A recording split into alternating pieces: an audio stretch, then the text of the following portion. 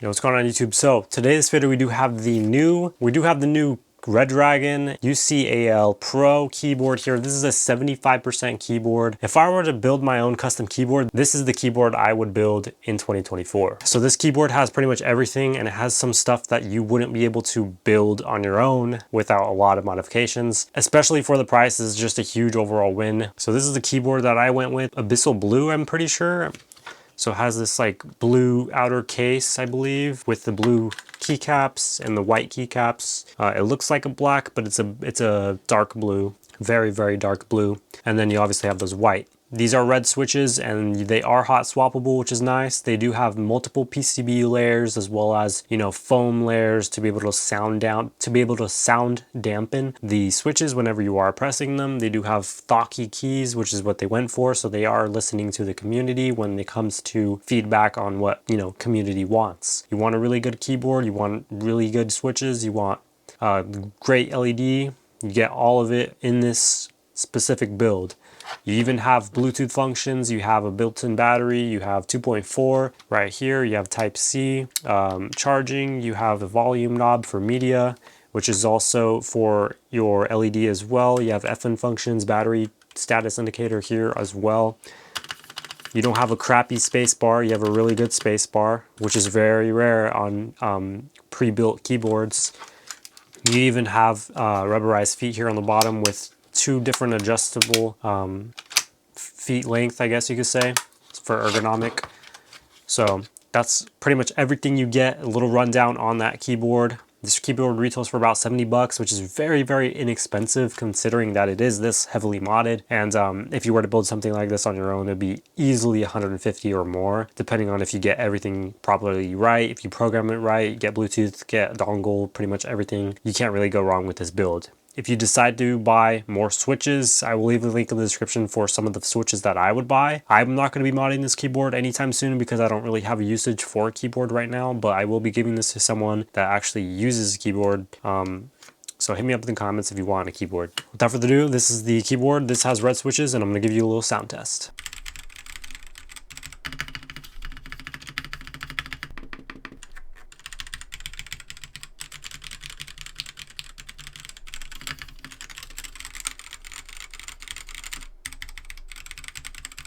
So pretty good overall. I'm gonna go ahead and show you guys the LED functions here. So the switch here is on the left. If you turn it to Bluetooth, it'll automatically turn on. As you can see, you have FN functions here. So if you hold FN, you can easily see what the battery percentage is at, 1 through 10. Which the 0 is 100 as well. So right now it's at 100%. If it's at 50, it'll illuminate up to 5. That's 50%, and so on and so forth. It'll also tell you the battery indicator here on the right hand side with the caps lock button right here, as well as the mode for Bluetooth and the battery indicator status here on the right. You do have your volume/media knob and function button right here. So if you press and hold for a couple seconds, it'll easily change between the brightness right here that you can control. For the keyboard, if you press it again, it'll cycle through different modes, which is pretty cool. If you want to exit out that mode, you just hold it for a few seconds until it starts flashing, and then you're out of that mode, and you can change volume only on this play, pause, skip, whatever on that. So that's pretty cool.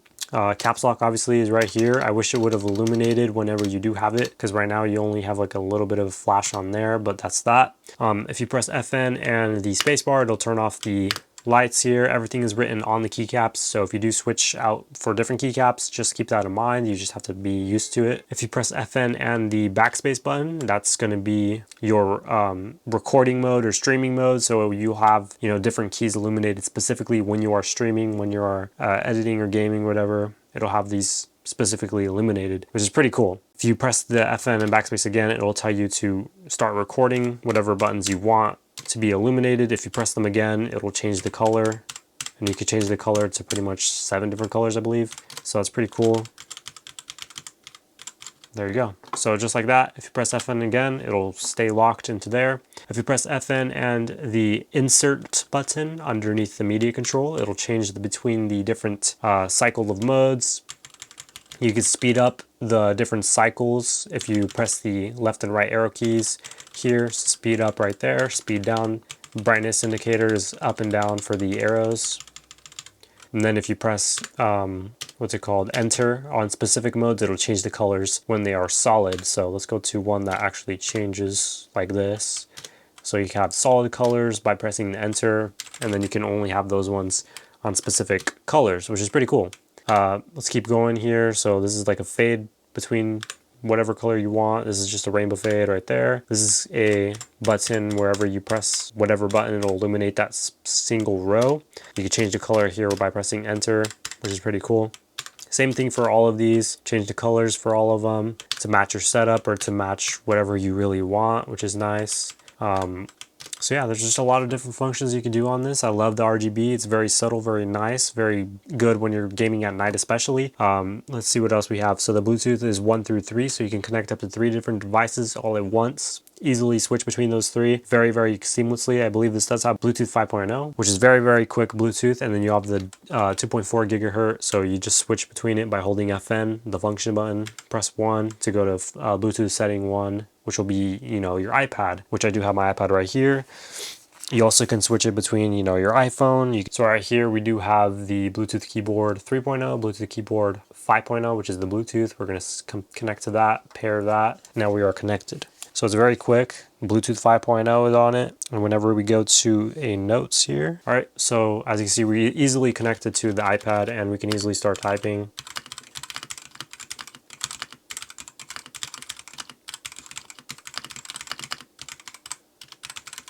I'm not the fastest typer, but there we go. See, very, very quick, very seamless. It does have no lag whatsoever, especially on Bluetooth. Now the battery life is dependent on obviously the brightness, the speed, the color, the amount of times you're using it. I think it does have a sleep mode on it as well. I'm not too sure, don't quote me on that. But you can even change the volume here at the top, or you can mute or unmute. Pretty cool.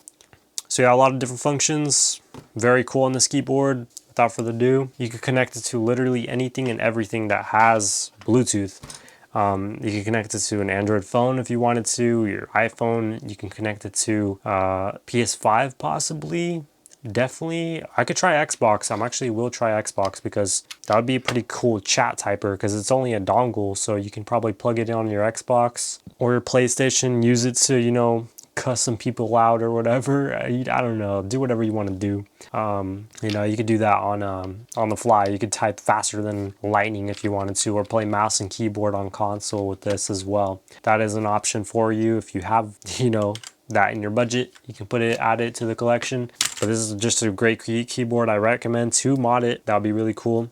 It's a nice form factor. It's not the 60% and it's not the full size keyboards. 75 is honestly a really great size because it just fits in every setup. It has everything you need and everything you don't need. So without further ado, thank you for watching. If you guys want to check out more videos just like this, I'll see you guys in the next one. We out.